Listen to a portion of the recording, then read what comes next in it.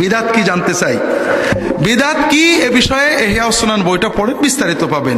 রাসূলুল্লাহ সাল্লাল্লাহু আলাইহি ওয়াসাল্লাম যে কাজ করেননি, এই কাজকে দিন মনে করা, ইবাদত মনে করা হলো বেদাত। বেদাত মূলত মনের গুনাহ, কর্মর চেয়েও মন এখানে জড়িত। যেমন শিরক কলবের গুনাহ, চিন্তার গুনাহ।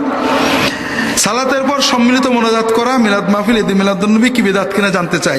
এটা অনেক সময় বেদাত হয়ে যায় সাধারণত সুন্নতের ব্যতিক্রম কোন পদ্ধতিকে দিন মনে করলে। যেমন আপনি সম্মিলিত মোনাজাত করছেন, এটা সরাসরি বেদাত না, তবে সুন্নত হলো যার যার মতো মোনাজাত করা নামাজের পরে। নবীজি সাল্লাল্লাহু আলাইহি ওয়াসাল্লাম জীবনে একটা নামাজেও সম্মিলিত মোনাজাত করেছেন কোনো হাদিসে পাওয়া যায় না। তবে একাকী মোনাজাত করেছেন, অর্থাৎ নামাজের পর দোয়া দরুদ পড়েছেন, এটা অনেক হাদিস পাওয়া যায়। এখন সুন্নত হলে একা করা, একা আল্লাহর কাছে কাঁদবেন, নামাজের পর দোয়া কবুল হয়।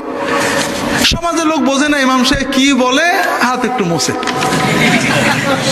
কি অপরচুনিটি নষ্ট হয়। নামাজ হয়ে গেছে, যতটুক পারে আল্লাহর বলেছি, এখন আমি তাসবিহ তাহলিল করে আল্লাহর কাছে 10 মিনিট ধরে মনের সব কথা চাবো। ইমাম সাহেব 1 মিনিটে কি বললো আমি বুঝলাম না, আমিন বিরহমাতিকা আমার তো সুযোগ নষ্ট হয়ে গেল।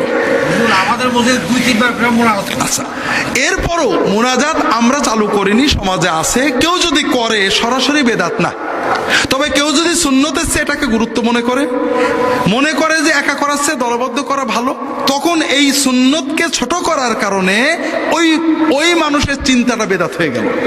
কেউ বোঝে না, সবাই করেছে ওই মানুষ, এটা সরাসরি বেদাত বলা আমাদের ঠিক না। কথা কি বুঝতে পেরেছেন?